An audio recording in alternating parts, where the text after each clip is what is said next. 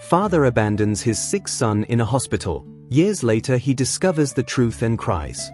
Before I continue, I'd like to ask you to subscribe to the channel so you don't miss out on the next fantastic stories. Rain poured heavily outside the small, dimly lit hospital room as Daniel stood over his son, Lucas, who lay unconscious, hooked up to beeping machines. The room was filled with the sterile scent of antiseptics, but to Daniel, all he could smell was the fear of losing his only child.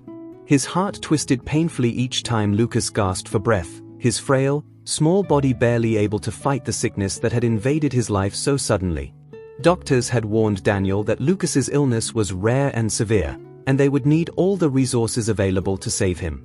It was a burden that weighed heavily on Daniel's shoulders, a single father, left to battle this cruel twist of fate alone.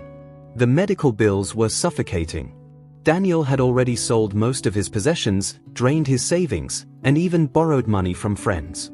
He visited the hospital each night after his long shifts, spending what little energy he had on watching over his son. The financial strain was breaking him, but nothing hurt more than seeing his son suffer. Every time he looked at Lucas's pale face, he was reminded of how desperately he wanted to protect him, even as his own resources dwindled. One evening, as he sat by Lucas's bed, the doctor walked in, his face grim. "Mr. Santos," he said, his voice low, "I need to be honest with you. We're running out of options. The treatment he needs, it's intensive and expensive." He paused, gauging Daniel's reaction, and then added, "We've explored all possibilities, but at this point, either you find significant funds or..." The sentence hung in the air like a dark cloud, leaving no need for further explanation.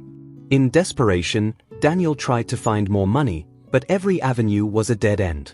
Exhausted and defeated, he returned to the hospital one final time, praying that some miracle would save his boy. As he sat in the waiting room, a woman approached him. She introduced herself as a social worker, offering him a way to get Lucas the treatment he needed without Daniel's financial contributions. It seemed almost too good to be true, but Daniel was desperate. She explained that Lucas would be taken into a specialized facility, where his treatment would be fully covered by a charitable organization. "This could save him," she said, her tone calm yet persuasive. "Lucas will get the best care possible, and he'll have a fighting chance." Her words were a lifeline to Daniel, but they came with a heavy price. If he agreed, he would have to sign away his rights, letting Lucas go under the hospital's full care. He would have to let him go completely. Daniel felt his heart sink, struggling with the weight of the decision. How could he leave his son, especially now? The social worker seemed to sense his hesitation, placing a gentle hand on his shoulder. "I know it's not easy," she said softly, "but this is Lucas's best chance. We will take care of him. We will ensure he's given every chance to survive." She handed him the forms, her eyes filled with a sympathy that made him want to trust her. Left with no options, Daniel signed the papers, his heart breaking with each stroke of the pen. He looked back at Lucas, memorizing his face, as tears filled his eyes. "I'm doing this for you," he whispered, his voice choked. "One day, I hope you understand."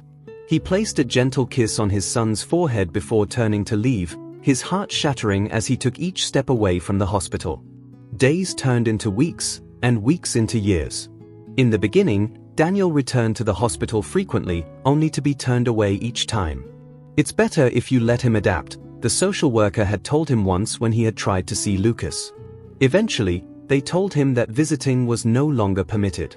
Daniel had no choice but to trust that Lucas was being cared for, even as it tore him apart. The days without Lucas stretched into endless, hollow routines, each one weighing heavier on Daniel's spirit. He had once filled his life with dreams for his son's future, seeing him grow up, teaching him about life, watching him chase his dreams. But now, all of those dreams seemed to vanish into a past he could barely recognize. He tried to stay busy, taking on more work to numb the aching void that Lucas had left behind, but every child he passed on the street, every glimpse of a toy in a shop window, reminded him of his son.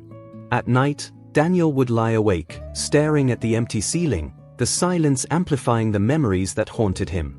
He could still see Lucas's face, his little hand gripping his own, his voice whispering "Daddy" in a sleepy murmur. The decision to leave Lucas had been unbearable, but he reminded himself constantly that it was his son's best chance for survival. He told himself that the specialists were caring for Lucas, that his son was receiving everything he needed to live. Yet, doubt crept into Daniel's mind with every passing month. Was it true that he couldn't visit, or was there something they weren't telling him? He replayed that final night in the hospital over and over, recalling the social worker's calm, reassuring words. Her promises had been clear, her voice steady, but something about her face, the way her eyes avoided his when he asked about visiting, began to haunt him. He wondered if he'd been too quick to trust, too desperate to see the cracks in the story. Every few months, Daniel returned to the hospital in the hope of getting an update, a glimpse of his son. But each time he was met with the same cold response: "Mr. Santos, you no longer have legal rights. You signed away custody." They told him Lucas was in another facility, that he was safe, but they offered no contact information, no updates. It was as though his son had been swallowed by the system, leaving Daniel with nothing but memories and silence. Desperate for answers, Daniel began searching for clues. He contacted charitable organizations, clinics, and other hospitals, pretending to be someone else, anyone else, in a desperate attempt to find his son. He combed through online records, called anyone he thought could help, but it was as if Lucas had vanished completely. Each dead-end call, each unanswered question, sank him deeper into despair, leaving him feeling as though he had lost a part of himself. Time passed, and Daniel grew increasingly isolated, his former friends and co-workers slipping away as he became consumed by his search for answers. The once vibrant man was now a shadow, haunted by what he had lost and by the unbearable guilt that gnawed at his heart. He told himself that his son would understand someday, that one day Lucas would know that he hadn't truly abandoned him. But deep down, Daniel feared that Lucas might never forgive him, that he himself might never forgive the decision he had made. 3 years passed in this way, Daniel's life frozen in a state of limbo. And then, one day, a letter arrived. It was addressed to him, written in shaky, unfamiliar handwriting. His heart raced as he opened it, a part of him daring to hope it might be from Lucas. But as he unfolded the paper, he realized it was not from his son, but from a woman he had never met. She introduced herself as Carmen, a former nurse from the hospital where Lucas had been admitted. The letter was brief, but each word hit him like a lightning bolt. Carmen explained that she had recently retired and that something had been weighing on her conscience for years. She revealed that there had been an unusual arrangement involving Lucas, one that she hadn't fully understood at the time. She told him to meet her if he wanted to know the truth. The letter ended abruptly, as though she couldn't bear to write any more.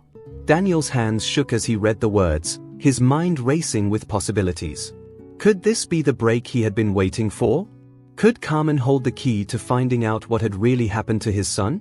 The fear that he had been deceived all these years gnawed at him, but the hope that he might finally uncover the truth outweighed his dread. He couldn't afford to hesitate, not when he was so close. The following day, Daniel left his apartment before dawn, clutching the letter from Carmen as though it were a lifeline.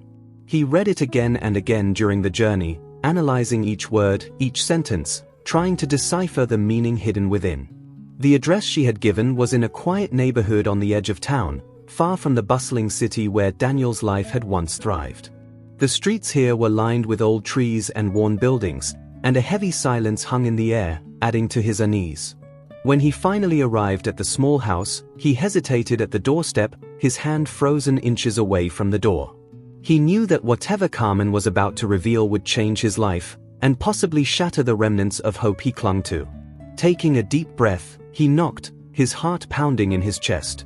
After a few moments, the door creaked open, and he found himself face to face with a woman in her 60s, her face etched with years of worry and regret.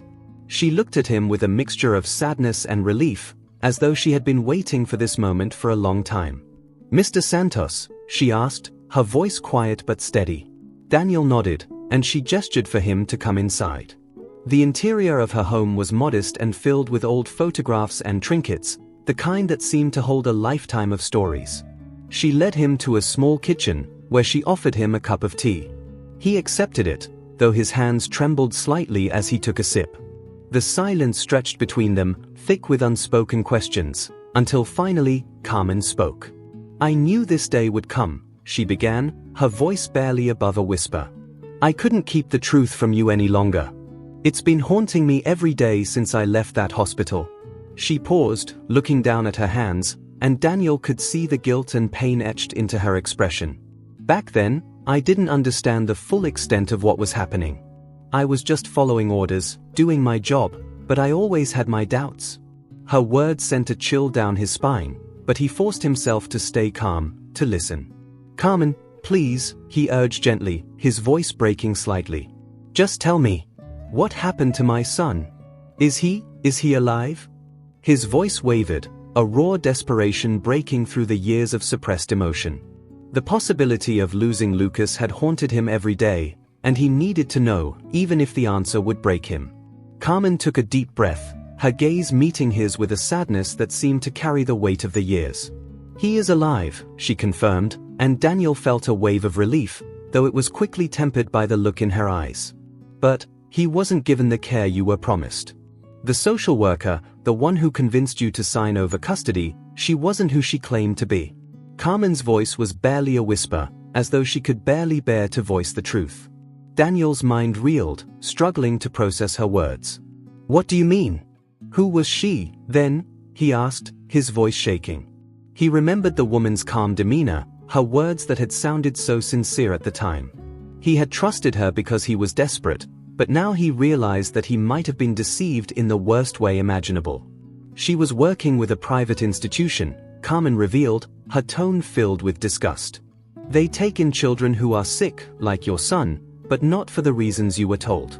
They make arrangements for children to be placed in foster homes for money, often in situations that are far from ideal.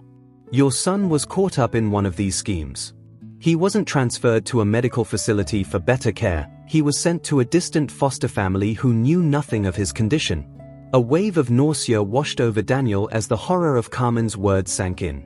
He felt betrayed, devastated, and furious all at once.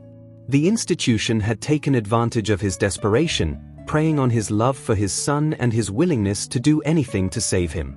He struggled to breathe, his chest tight with rage and grief. How could they do this?" he whispered, his voice trembling. "How could they lie to me, knowing Lucas was so vulnerable?" Carmen shook her head, her eyes filled with remorse. "I don't have all the answers, Mr. Santos. All I know is that Lucas was sent far from here, to a family that was paid to take him in. I wanted to reach out to you back then, but I was afraid. I thought they would silence me, that I would lose my job. But the guilt became too much. I've thought about him every day since I left that place, hoping that somehow he was all right." Daniel's hands clenched into fists as he listened, feeling a torrent of emotions overwhelm him. His son, his innocent child, had been treated like a pawn, abandoned in a system that cared nothing for him. The pain of betrayal was unbearable, and he fought to keep his composure, to hold himself together long enough to find out what he needed to do next. "Where is he?" he asked, his voice barely above a whisper. "Tell me where I can find him." Carmen looked at him, her expression filled with sorrow. "I don't know the exact location, but I've kept a few notes, addresses of families that were part of these arrangements. I believe he might have ended up with one of them." She pulled out a small, worn notebook, handing it to Daniel with trembling hands. "I hope it can help you find him. I hope you can bring him home." Daniel took the notebook, his hands shaking as he clutched it tightly. He had waited years for this moment, but nothing could have prepared him for the truth he had just uncovered. The betrayal, the lies, and the cruelty of it all made him feel as though he were drowning. But within the darkness, a new determination burned within him, a resolve to find his son, to bring him home, no matter what it took. Leaving Carmen's house, Daniel gripped the worn notebook tightly, as if it were his last chance at redemption. The addresses inside were scattered, each one a potential lead, a thread that could guide him to Lucas. He couldn't erase the anger and betrayal that simmered within him, but he forced himself to stay focused. He had spent years in a fog of regret and guilt. Now he had a purpose, a goal that demanded his full attention. The first address in the notebook led him to a small, quiet neighborhood just outside of the city. The house looked ordinary, too ordinary, Daniel thought, for a place that could hold the answers he was seeking. He took a deep breath and approached the front door, his heart racing as he knocked. A woman answered, her eyes tired and wary, looking him up and down with an unspoken question. "Yes?" "Can I help you?" she asked, her tone guarded. Daniel cleared his throat, unsure of how much to reveal. "I'm looking for information about a young boy who may have been placed with a foster family connected to a private institution," he said carefully, watching her reaction. "His name is Lucas. He would be about 12 now." Her expression softened slightly, but she shook her head. "I'm sorry, I don't know anyone by that name," she replied. "There are lots of foster families in this area, but I haven't heard of any child named Lucas." The rejection stung, but Daniel forced himself to remain calm. He thanked her and moved on to the next address.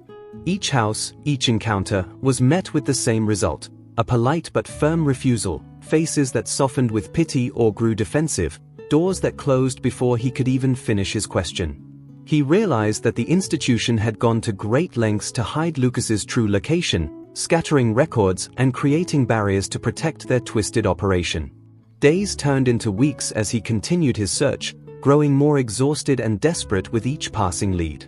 He found himself driving through towns he had never heard of, staying in cheap motels, knocking on door after door with the hope that someone, anyone, would recognize his son's name. He had already lost years with Lucas, he couldn't afford to waste another moment.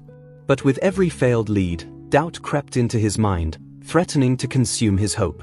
One evening, after yet another dead end, Daniel found himself parked outside a small cafe, his head resting against the steering wheel. He felt as though he were chasing shadows, his search leading him in circles with no end in sight. The weight of the years without Lucas bore down on him, and he wondered if he would ever find his son. But then he remembered Carmen's words, the look of sorrow in her eyes as she handed him the notebook. This was his only chance, and he couldn't give up. Just as he was about to leave the cafe, he noticed an elderly man sitting alone at a nearby table, his face creased with years of worry. Something about the man's demeanor reminded him of Carmen, an air of regret, a heaviness that could only come from someone harboring secrets. Gathering his courage, Daniel approached him, hoping for even the slightest chance that this stranger might know something. "Excuse me, sir," he said, his voice tinged with desperation. "I'm looking for someone, my son. He was placed in foster care years ago under unusual circumstances. Do you know anyone who might have information about children in these situations?" The man looked up slowly, studying Daniel's face with a discerning gaze. After a long silence, he nodded, motioning for Daniel to sit down. "I might know something," he murmured, his voice rough but cautious. "There were whispers years ago about children being taken into certain families. It wasn't talked about openly, but those of us who saw it knew something was wrong." His words sent a chill down Daniel's spine, but he forced himself to stay calm, to listen carefully. "I've been looking everywhere," Daniel confessed, his voice breaking. "I was told my son would receive medical care, but it was all a lie." The man nodded slowly, a look of understanding in his eyes. These children were placed with families that received payments, but it wasn't about giving them homes, it was about profit, he explained, his tone filled with quiet bitterness. Many of those families moved frequently, avoiding scrutiny. "Your son, if he's part of this, it won't be easy to find him." Daniel's hope wavered, the weight of the truth crushing him. He had feared corruption, but hearing the reality of Lucas's situation, of how his son had been used for financial gain, was almost too much to bear. He sat there, numb, struggling to process the depth of the betrayal.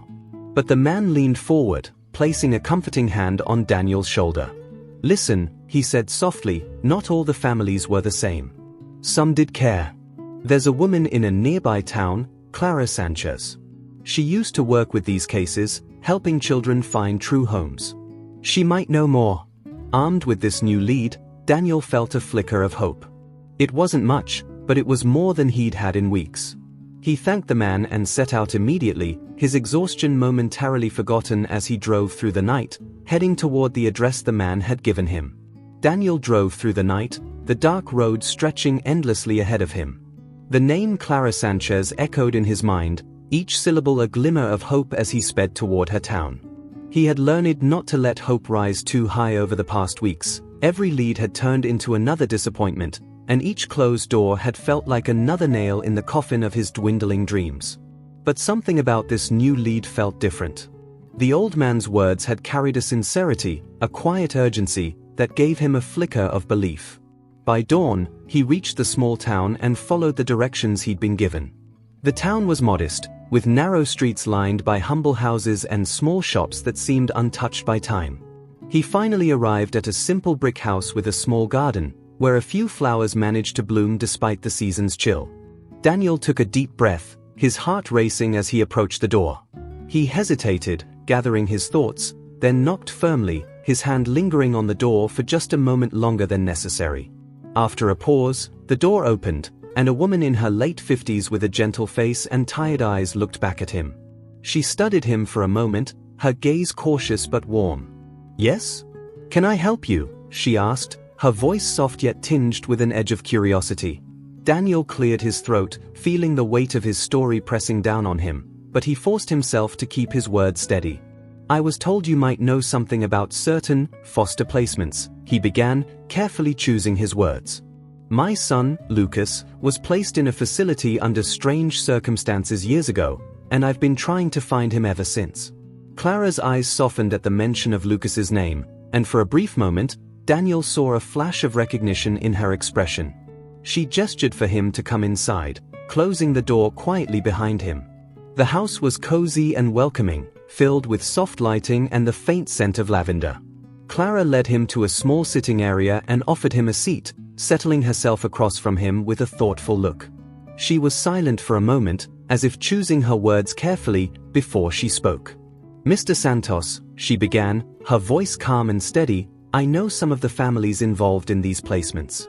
I used to work as an advisor for the agency, but I left when I started to realize what was truly happening. They called it placement for better care, but the truth was far more complicated. Some children were fortunate and found genuine, loving homes, but others, they were placed with families for the sake of financial arrangements." Her gaze dropped, her expression pained. "I left because I couldn't bear to watch it any longer." Daniel felt a surge of anger and sorrow as she spoke, her words confirming the suspicions that had haunted him since Carmen's confession. "Please, Clara," he said, his voice raw with desperation. "If there's anything at all, that could help me find Lucas, I need to know. I've been searching for years. I can't bear the thought of him out there, not knowing where he is or if he's safe." His words hung heavy in the room, a testament to the years of anguish he had endured. Clara looked away, her expression conflicted. Finally, she took a deep breath and nodded. "There was a child named Lucas in the files," she admitted quietly. "I remember his case because, well, he was placed under unusual circumstances. The family he went to wasn't part of the usual network. They seemed kind, caring. I'd like to believe he was safe, but after I left, I lost track of all the children." Her gaze returned to his, filled with regret. "I can give you the address I have on file, though I don't know if they are still there." Daniel's heart pounded with a mix of hope and fear as he accepted the address. He had been disappointed too many times to fully let himself believe, but Clara's words carried a note of sincerity that ignited something in him. He thanked her, his voice thick with emotion, and she offered him a small, reassuring smile. "I hope you find him, Mr. Santos," she said softly. "No child deserves to be lost, and no parent deserves to live with that pain." Leaving her house, Daniel took a moment to steady himself, gripping the paper with the address tightly as he climbed back into his car. He didn't allow himself to dwell on the possibilities, focusing instead on the drive. The address was several hours away, tucked in a remote area outside the city. With each passing mile, he felt a renewed sense of purpose, a quiet determination to reach the end of this journey, no matter what he found. When he finally arrived, he found himself in front of a modest farmhouse, surrounded by fields and bordered by a small, dense forest. The air was quiet, almost too quiet, amplifying the sound of his own heartbeat as he approached the front door. Taking a deep breath, he knocked, his heart racing as he waited. Moments later, a woman in her 40s answered, her expression one of polite curiosity. "Hello, he began, struggling to keep his voice steady. "I know this may sound strange, but I'm looking for someone. A boy named Lucas. He would be about 12 now, and I believe he may have lived here." The woman's face softened, a flicker of recognition crossing her eyes, but her expression grew guarded. "Lucas," she murmured, as if tasting the name. "Yes, we did take in a boy by that name. but it's been a few years since he left. Daniel's heart sank, but he forced himself to stay calm. Do you know where he went? He asked, his voice barely above a whisper. She hesitated, glancing over her shoulder as though checking for someone. He was placed with us temporarily, she explained quietly. But he was taken by another family after a few years. I don't know where he is now. They didn't give us any information. Defeated but determined, Daniel pressed on. Please, if there's anything you can remember, anything at all that might help me find him, I would be grateful. The woman at the farmhouse stood quietly, her face softening as she absorbed the desperation in Daniel's voice. She looked over her shoulder into the house, then stepped outside, closing the door behind her as though she were protecting some fragile truth. She gestured for him to follow her to a small bench in the garden, away from the house, where they could speak freely. Daniel sat down beside her, the weight of years pressing heavily on his shoulders as he waited, hoping that she could offer some piece of the puzzle he was missing. She cleared her throat, looking down at her hands. We didn't know much about Lucas when he came to us, she began, her voice tinged with regret. The agency said he was a special case, that he needed care but wouldn't be with us long. He was so quiet, so withdrawn. It was as if he'd learned not to expect anything from anyone, and it broke my heart. Her voice softened, and she met Daniel's gaze with sorrow in her eyes. He was such a sweet child. He rarely spoke, but when he did, he was polite, thoughtful, a little boy with a heavy sadness. Daniel swallowed, feeling an ache in his chest as he imagined his son living with that sorrow, that sense of abandonment. Do you remember anything he said about his past, or about me? He asked quietly, almost afraid of the answer. He had longed for Lucas to remember him, to know that he hadn't willingly left him alone. The thought of Lucas feeling forgotten haunted him, yet he knew it was likely the only reality his son could remember. The woman nodded, her gaze distant. He did mention you once or twice, though he never used your name. He'd just say, "My dad." I remember him asking once why you hadn't come for him. She paused, her expression filling with sadness. I didn't know what to tell him. He was too young to understand the situation, and I didn't know the full story myself. She sighed, her hands clasping tightly in her lap. But after a while, he stopped asking. It was like he'd accepted that no one was coming for him. The words cut through Daniel like a knife. He clenched his fists, fighting to keep his composure as waves of guilt and sorrow washed over him. All those years, Lucas had waited, hoping that his father would come, only to have his hopes slowly eroded by silence. Daniel wanted to scream, to break something, to somehow make up for the lost time, but he knew that none of it would change the past. All he could do now was keep searching, keep fighting until he found his son. There's more, the woman continued, her voice barely above a whisper. A couple of years into his stay with us, we were contacted by another agency. They told us they'd found a permanent family for him, and they arranged for his transfer. Her face twisted with regret, as though the memory pained her deeply. He cried when he left. He tried to be brave, but I could see the fear in his eyes. I don't know where they took him, but he didn't want to go. He kept saying he wanted to stay, that he was tired of moving. Daniel's heart broke at her words. The thought of his son being passed from one family to another, each move deepening the wound of abandonment, was almost too much to bear. He had hoped that Lucas would find some stability, some comfort in the homes he'd been placed in, but it was clear that his son's journey had been anything but stable. The desperation in Daniel's chest grew, a fire that fueled his determination to find Lucas and bring him home. He took a shaky breath, gathering the strength to ask the question that lingered in his mind. Did they ever give you any information about where he might have gone? A name, a city, anything at all? His voice trembled, the raw edge of hope clinging to each word. The woman's expression grew thoughtful, and she nodded slowly. I think there was a name, something about a town up north. Maplewood, maybe? I'm not sure, but that sounds familiar. They didn't tell us much. Just that he'd be well cared for, though I don't know what that really meant. Maplewood, Daniel murmured, committing the name to memory. It was a small thread, a vague hint, but it was something. He looked at the woman, his eyes filled with gratitude. Thank you, he said, his voice thick with emotion. Thank you for taking care of him when I couldn't. She placed a comforting hand on his arm, her expression warm yet sorrowful. I hope you find him, Mr. Santos. Lucas deserves to know that he wasn't forgotten. Daniel left the farmhouse with a renewed sense of purpose, though a heavy sadness lingered in his chest. He drove toward Maplewood, hoping the small town would hold more clues. The road seemed endless, each mile stretching the distance between the life he had known and the answers he sought. He barely stopped to rest, determined to follow this trail until he found something, anything, that could bring him closer to his son. As he approached Maplewood, he noticed the town was quiet and quaint, a cluster of homes surrounded by trees and winding roads. He parked his car near the town center, then walked through the streets, feeling the weight of each step. He stopped at a local diner, hoping that someone might recognize Lucas's name or have information about children who had been placed with families in the area. The waitress, a kind woman with silver hair, listened patiently as he explained his story, nodding thoughtfully. "Lucas Santos, you say?" she murmured, her brows furrowing in concentration. "I can't say I know the name, but I do remember hearing about a boy, quiet, withdrawn, just like you described.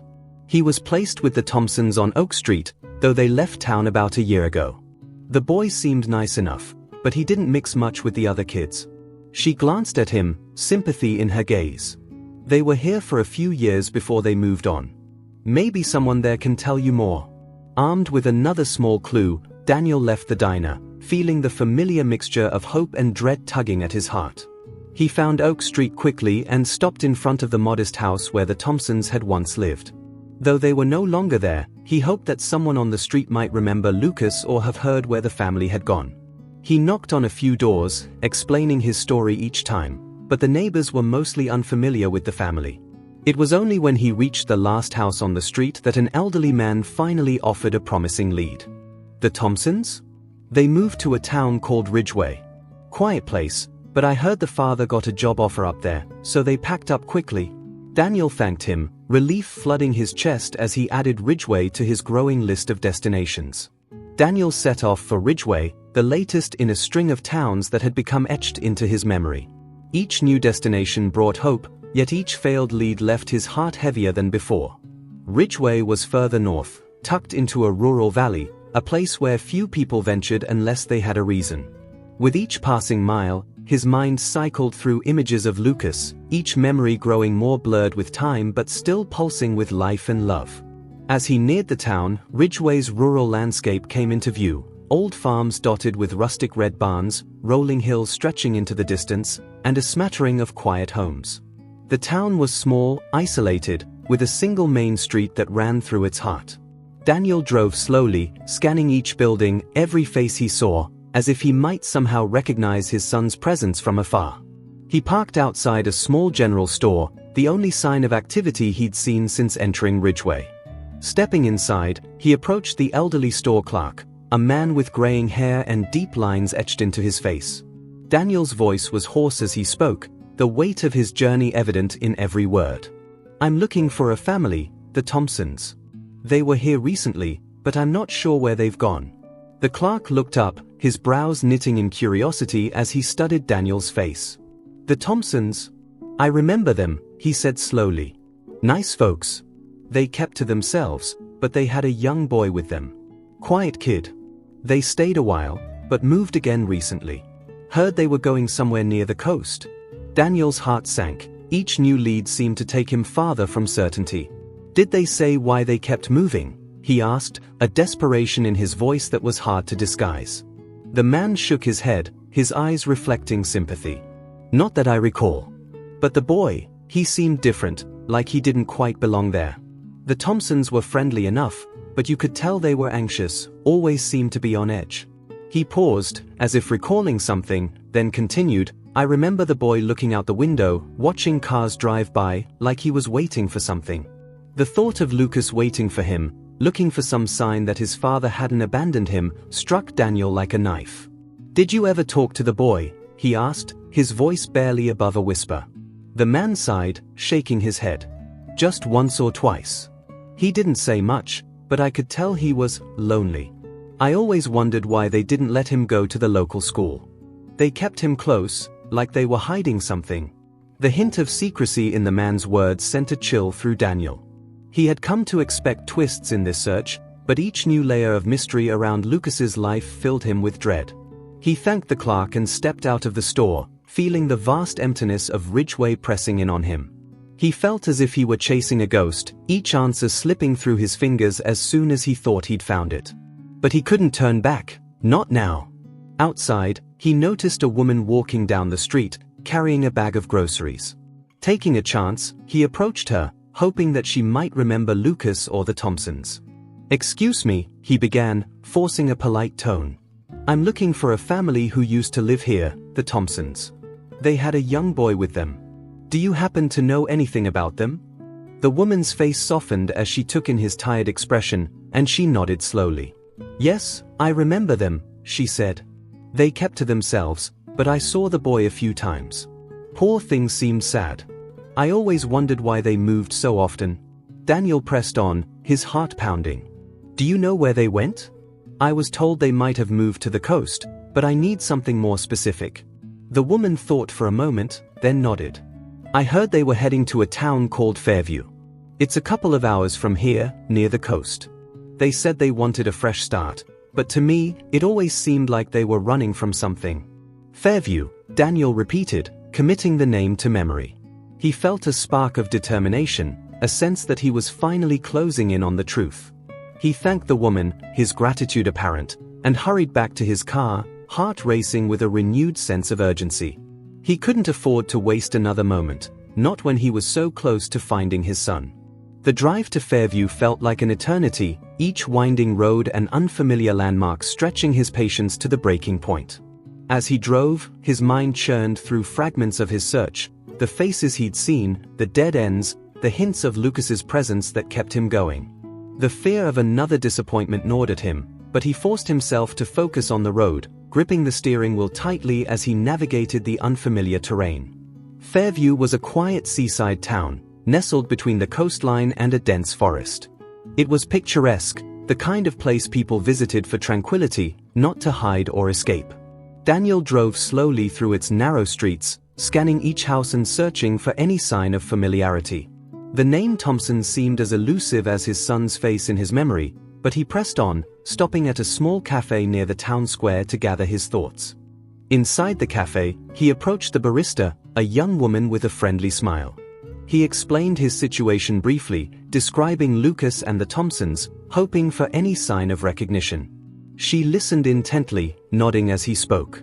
"I think I might know the family you're talking about," she said, her expression turning sympathetic. "They didn't stay here long, but I remember the boy.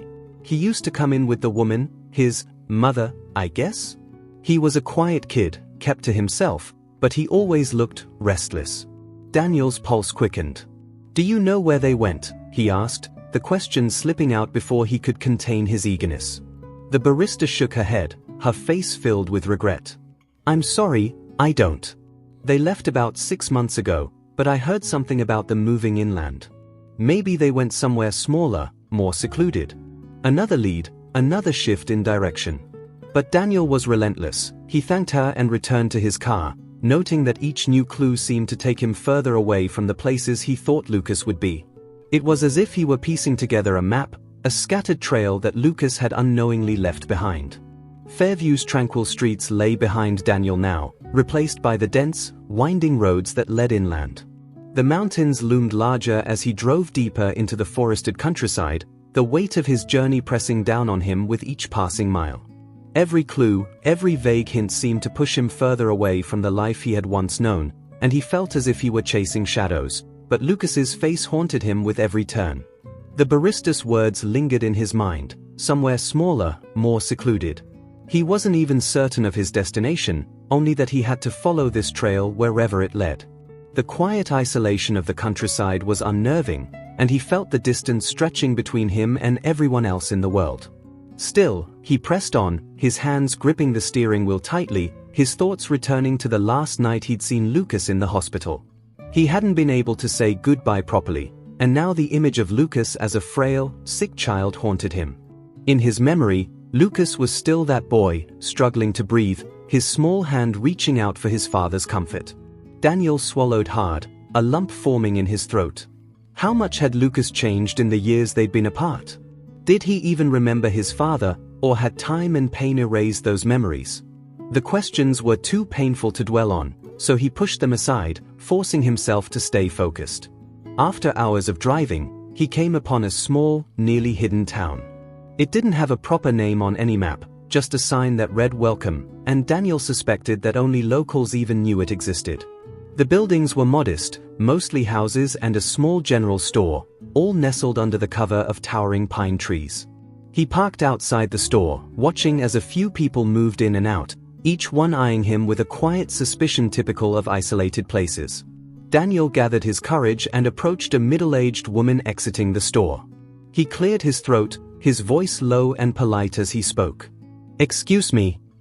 I'm looking for someone, a young boy, Lucas, who might have lived with a family here recently." Her eyes narrowed, studying him carefully. She didn't respond immediately, and he felt the weight of her scrutiny, as if she were assessing his intentions.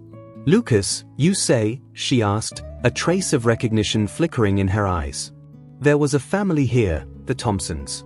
They had a boy with them for a while, but," she trailed off, glancing down the street, her expression guarded. "They left not too long ago. I don't know where they went, but there were rumors. People said they were always looking over their shoulders, like they had something to hide." She lowered her voice, leaning in closer. "I don't know what kind of trouble they were in, but they didn't stay long." The familiar mixture of hope and dread surged through Daniel once again. He thanked her, trying to ignore the growing suspicion that Lucas's life had been filled with secrecy and fear, hidden from the world in a way he hadn't anticipated.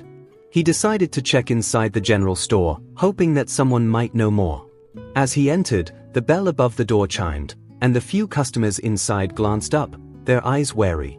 Behind the counter, an older man with a stoic face and a sharp gaze watched him approach. Daniel took a deep breath, steadying himself. "I'm looking for information about a boy named Lucas. He was with a family, the Thompsons," he explained. "I've been searching for a long time, and someone mentioned they might have passed through here." The man's expression softened slightly, and he nodded, his voice gruff but sympathetic. "Yes, I remember them," the man replied. "Quiet folks. The boy, he was different. Didn't mix with the other kids, mostly kept to himself. You could tell he'd been through a lot." He paused, frowning.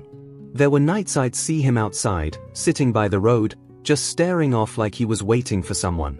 It was almost like he expected someone to find him." The words hit Daniel like a punch to the gut, his breath catching as he imagined Lucas sitting alone, hoping for a familiar face. The store owner continued, his tone thoughtful. "One night, I asked him if he was all right. He didn't say much, just nodded, but I could see it in his eyes. That boy was hurting, even if he didn't show it." The man hesitated, then added, "The family moved on a few months ago. Last I heard, they were heading east, maybe trying to start over somewhere new." Daniel's heart sank. It seemed that each lead was another layer of distance between him and his son. But he couldn't give up. He thanked the man and walked back to his car, feeling the weight of each clue pressing down on him. Every person he spoke to painted a picture of a child who had been abandoned, hidden, and moved like a pawn. Lucas had grown up waiting, watching, holding on to hope that someone, his father, might one day come for him. The thought filled Daniel with a determination stronger than any he'd felt before. No matter where Lucas was now, Daniel would find him. As he continued east, the sun began to set, casting long shadows over the road. The winding path through the mountains felt endless, the isolation pressing in on him with an almost physical weight. He could sense that he was closer, but each mile also brought new fears. What if Lucas had changed too much to recognize him? What if he had grown to resent the father he believed had left him? Daniel pushed these thoughts aside, focusing on the road, on the next town, on the next person who might know something. He was close now, he could feel it in his bones, in the tightness of his chest. Somewhere ahead, Lucas was waiting, and Daniel was prepared to travel the ends of the earth if that's what it took to reach him. Finally, as night fully descended, he reached a small motel off the main road and decided to stop for the night. Exhausted, he barely managed to check in before collapsing onto the bed. He lay there, staring at the ceiling, his mind racing with fragments of memories and possibilities. Sleep came slowly, But as he drifted off, he dreamed of Lucas, of his son's small hand in his, of the promises he had made and the love that had kept him going all these years. Tomorrow, he told himself. Tomorrow, he would search anew, and nothing would stop him. Daniel woke before dawn, the sky outside the motel window still dark, casting faint shadows across the room. The memories of his dream lingered, a vision of Lucas, standing alone on an empty road, waiting for him. The image, though a product of his own mind, fueled him with a renewed sense of urgency. He couldn't let Lucas wait any longer. Today, he would press forward with everything he had. With a quick splash of cold water on his face and a few swallows of stale coffee, he set out once again, determined to close the distance between them. As he drove east, he found himself in a cluster of small towns nestled in the valley, each one smaller and more secluded than the last. The place felt timeless, untouched by the fast pace of modern life, and Daniel suspected that people here would remember anyone who passed through. The isolation, however, also meant that the towns were close-knit, and outsiders weren't always welcome. Still, he had come too far to worry about being intrusive. If these people had seen Lucas or the Thompsons, he would find them. He stopped in the first town and entered a small diner, its only customers a few elderly men sipping coffee and chatting in low voices. He approached the counter, his voice steady but filled with an unspoken urgency as he asked the waitress about the Thompsons and their quiet son. She shook her head, apologizing, but offered no recognition. Daniel moved on to the next town and then the next, repeating his question, the familiar ache of hope and disappointment growing with each polite refusal. By late morning, he reached a town called Brookfield, a place so small it barely had a main street. He parked outside the general store and stepped inside, inhaling the scent of old wood and herbs. The clerk behind the counter was a young woman with curious eyes, and Daniel approached her, his voice betraying the exhaustion of his journey. "I'm looking for a family, the Thompsons. They were with a boy named Lucas. They might have passed through here a few months ago." The clerk's eyes narrowed slightly, as if searching her memory. She paused, then nodded slowly. "The Thompsons? I remember them, actually. They stayed for a short while in a house down by the river, just outside town." Daniel felt his heart leap, his pulse quickening. "They didn't stay long, though," she continued, her tone sympathetic. "They left after a few weeks. But I remember the boy, he was quiet, always looking down, like he was carrying something heavy. Do you know why they left?" Daniel asked, his voice barely above a whisper. The clerk hesitated, as though weighing whether to reveal something, then nodded. "There was talk, rumors, really. People around here said the Thompsons were always moving, never settling down. It was like they were afraid of something, or someone. And the boy, Lucas, he looked like he knew he couldn't stay anywhere for long." The words sent a chill down Daniel's spine, but he forced himself to stay composed. "Do you know where they went?" he asked, his voice laced with desperation. She shook her head, her face softening as she saw the intensity in his eyes. "I don't know for sure, but I overheard them talking about a place called Millwood. It's farther up the mountains, about 2 towns from here. They might have gone there to lie low." Daniel thanked her and hurried back to his car, his heart racing. Each new lead felt like a piece of Lucas's life being handed back to him, though he couldn't shake the feeling that his son had spent these years in a constant state of unease, always expecting to move, never able to put down roots. He gripped the steering wheel tightly, his knuckles white, as he drove toward Millwood. The winding road seemed to mirror his emotional turmoil, each turn amplifying the desperation and love that had kept him searching all this time. As he neared Millwood, Daniel found it to be a place even more secluded than he'd anticipated. The air was crisp, tinged with the scent of pine, and a mist hung low over the hills, giving the town an almost dreamlike quality. He pulled into a small gas station on the edge of town, hoping someone there could confirm that he was on the right path. The attendant, an elderly man with a warm smile, nodded when Daniel mentioned the Thompsons. "They were here for a little while," the man said, his gaze distant as he recalled the family. "Kept to themselves, but I remember the boy. Lucas, wasn't it? Quiet kid. Always sitting by the window, watching the road like he was waiting for someone." Daniel's chest tightened at the thought, imagining Lucas watching cars drive by, hoping one of them would bring his father back. The pain of it was almost unbearable, but he swallowed hard, forcing himself to ask the next question. "Do you know where they went after they left Millwood?" he asked, the words laced with a mixture of dread and hope. The man scratched his head thoughtfully. "Not exactly, but I did hear Mrs. Thompson mention a cousin in a town called Ashwood. It's deeper into the mountains, not many people go that way. It's quiet, secluded. If they were looking to stay out of sight, Ashwood's the place to go." Daniel's heart sank slightly as he realized just how isolated his son's life had been. He was chasing Lucas through a trail of towns and lives, each one a fading echo of a boy who had grown up expecting nothing permanent. But he couldn't let himself be discouraged.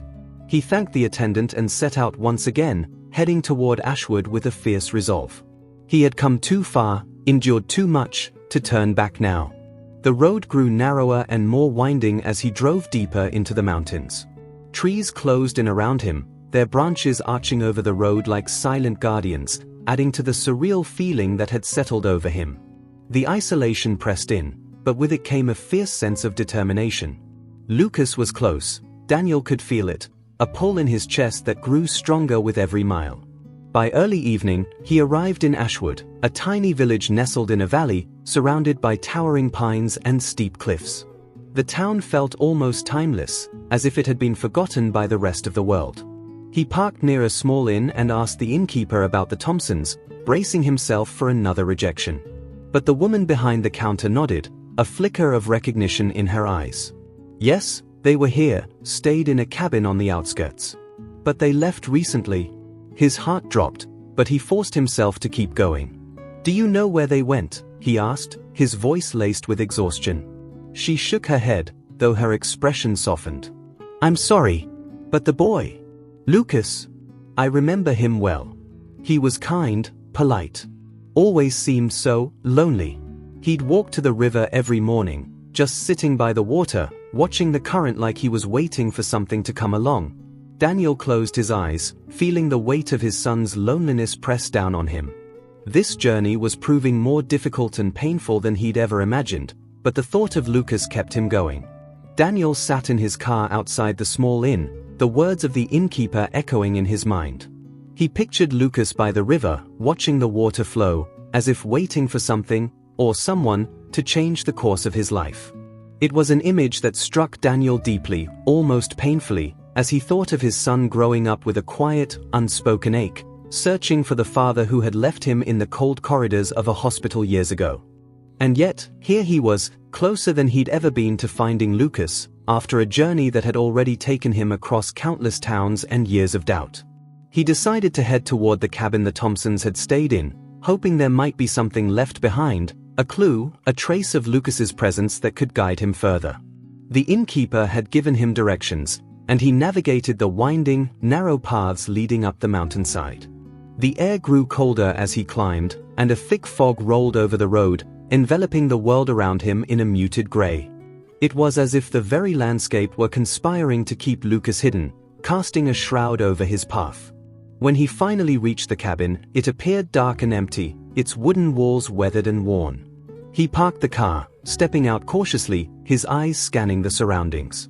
The trees loomed tall around him, silent witnesses to whatever life had played out here. He approached the cabin, his hand hesitating on the doorknob. The creak of the door echoed into the stillness as he entered, his steps careful, each one echoing in the empty rooms. Inside, the cabin was modest, sparsely furnished, with only the barest of essentials.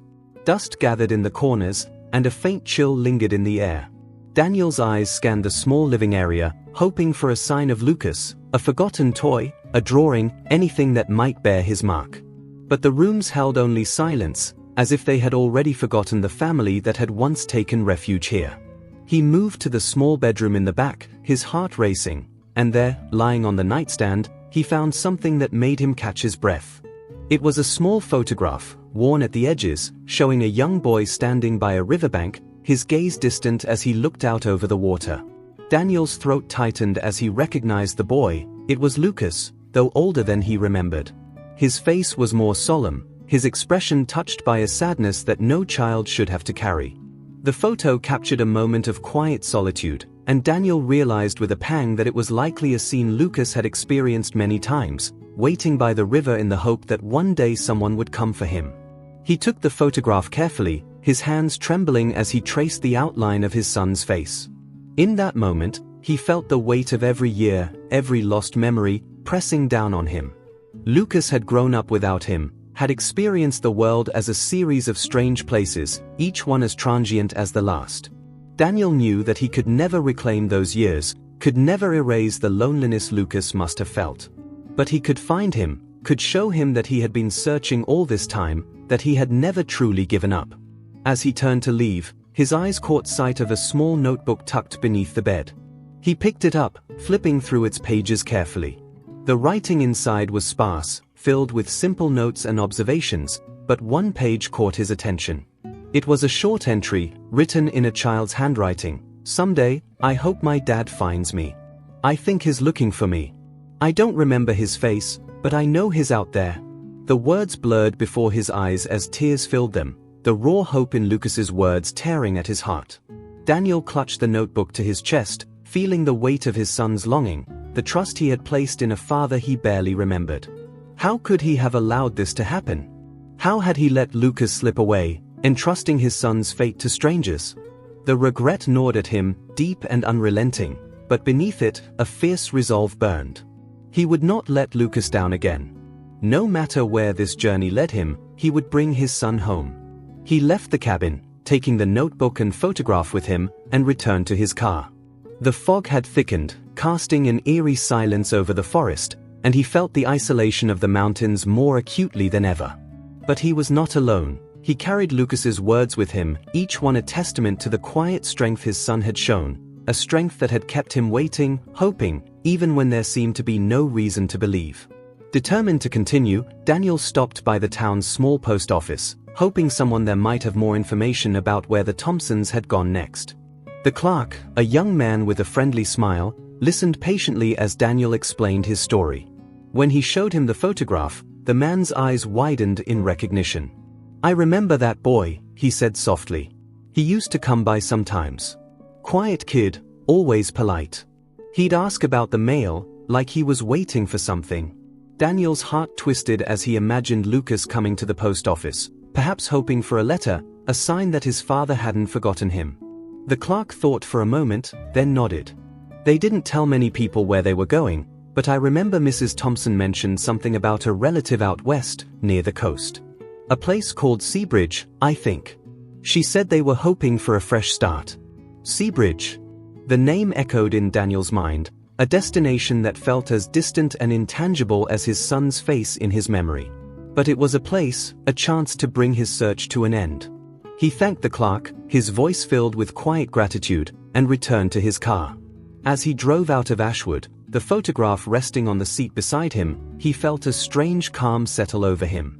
He was closer now than he'd ever been, and the thought of seeing Lucas again, of finally being able to hold him, filled him with a sense of purpose. The drive to Seabridge was long, taking him through changing landscapes, from mountains to open plains, then finally along the winding coastal road that led toward the ocean. The sun was setting as he neared the town, casting a warm, golden light over the waves crashing against the shore. He felt a pang of emotion, wondering if Lucas had ever seen the ocean, if he had stood on the shore and felt the vastness of the world before him. Seabridge was a small coastal town, its streets lined with old shops and weathered homes, each one overlooking the endless expanse of water. He parked near the town square and took a deep breath, feeling the tension in his shoulders ease slightly. This was it, the final stretch of his journey, the place where he hoped he would finally find Lucas. But as he looked around, a new worry crept in. What if Lucas no longer recognized him? What if the boy he had once known had grown too far apart, lost in a life of constant change?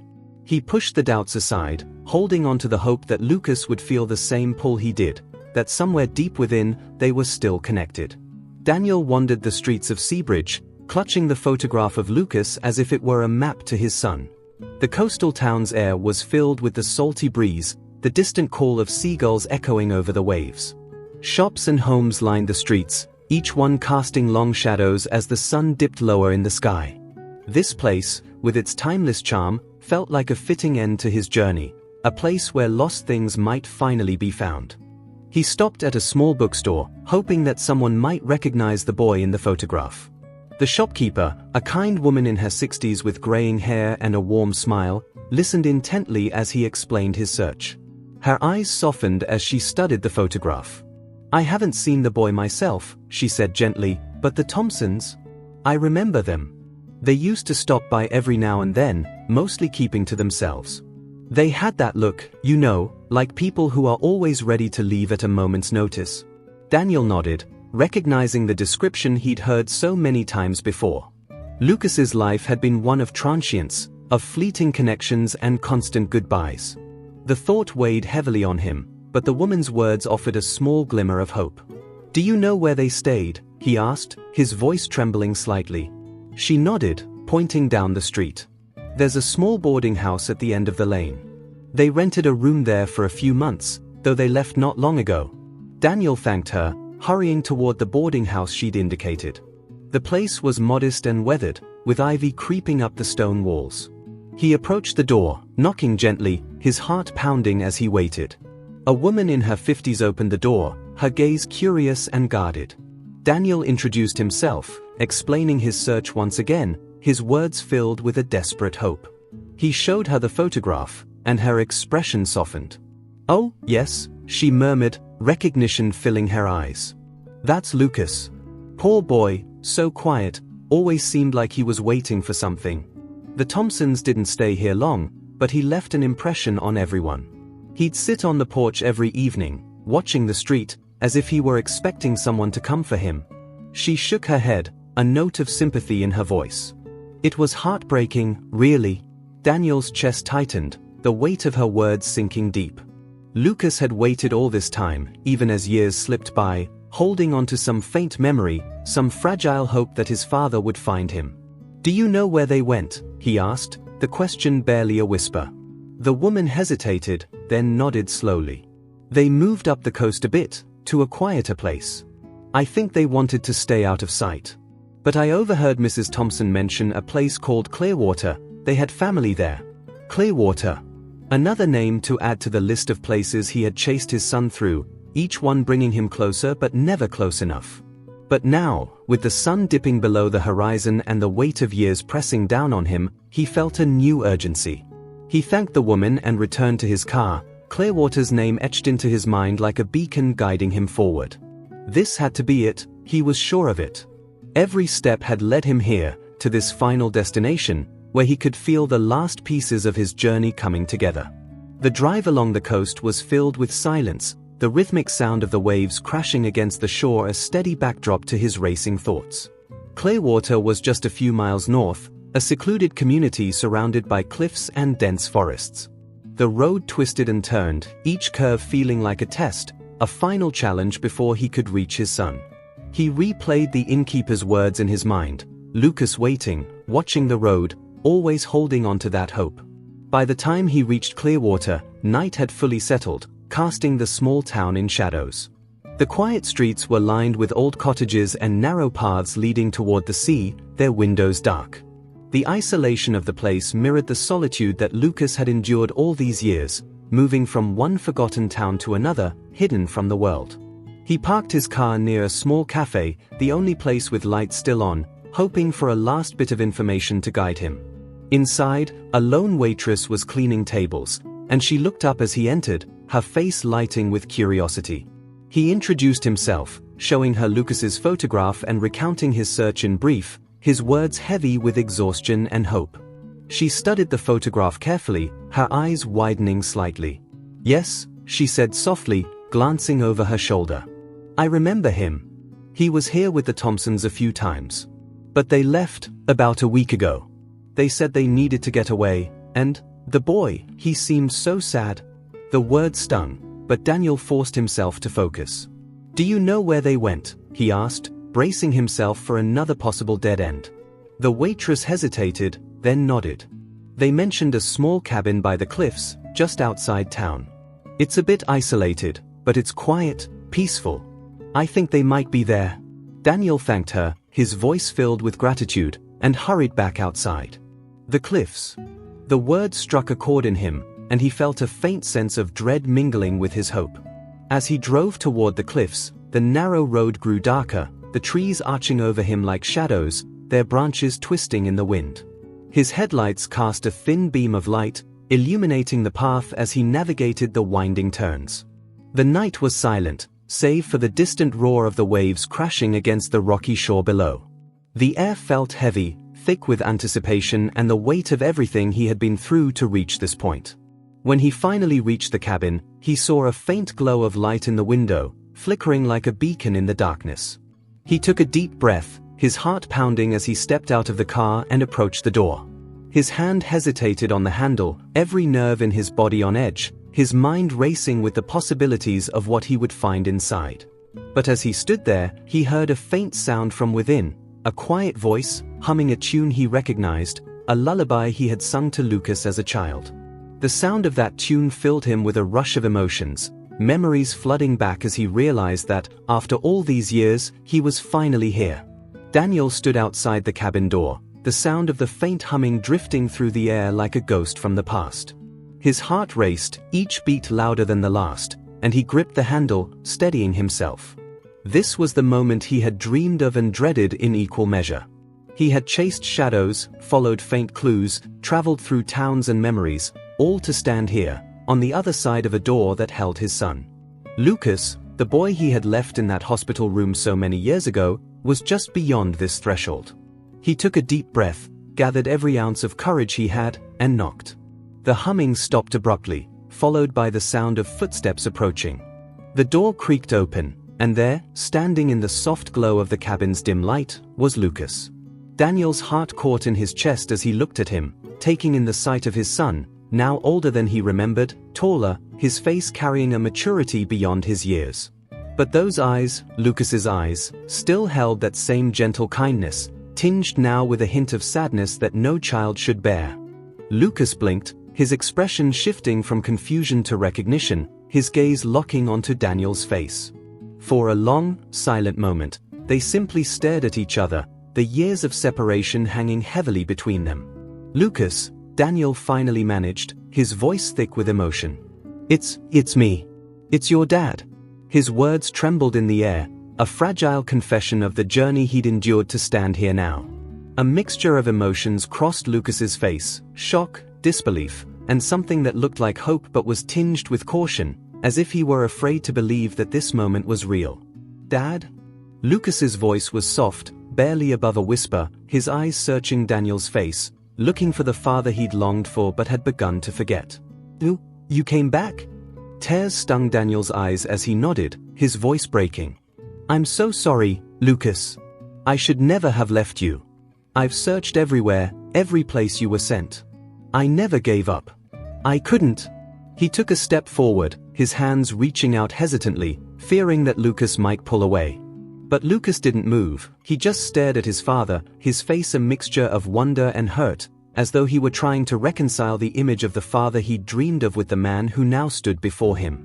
Lucas's gaze softened, and he took a hesitant step forward, his hand reaching out, brushing against Daniel's. It was a tentative gesture, filled with years of longing and unspoken questions. "I waited for you," he whispered, his voice breaking. "I thought maybe you forgot about me." His words cut deeply, and Daniel felt the weight of every year he had missed, every moment he hadn't been there. "No, Lucas," Daniel said, his voice trembling with emotion. "I could never forget you. They lied to me, told me you'd be safe, that they'd take care of you. But I was wrong, and I've regretted it every day." He struggled to hold back his tears, his voice raw.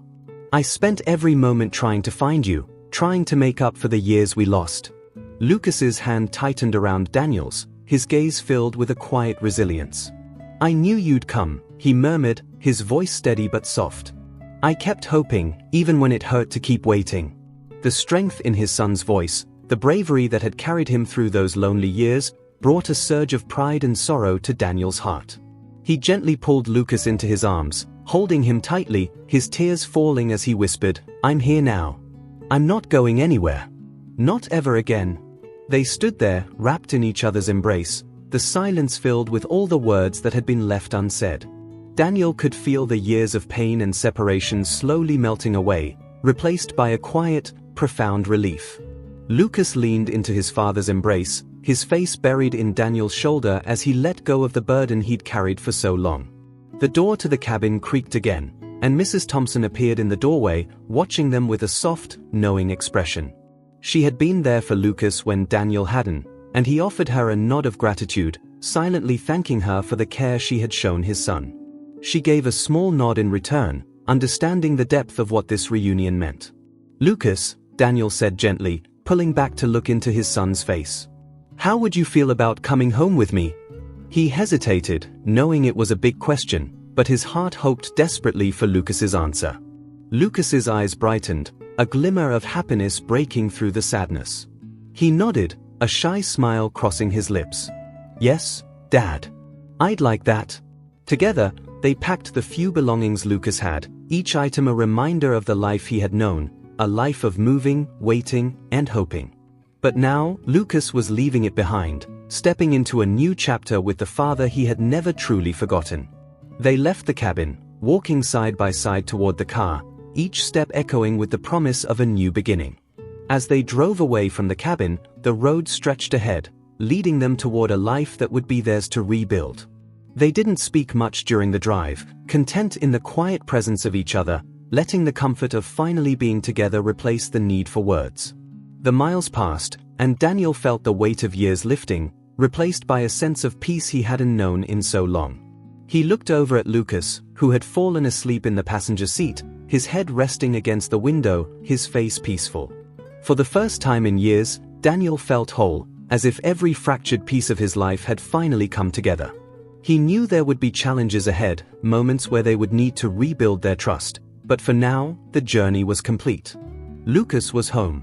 As the sun began to rise, casting a golden light over the horizon, Daniel smiled, feeling a quiet joy settle in his heart.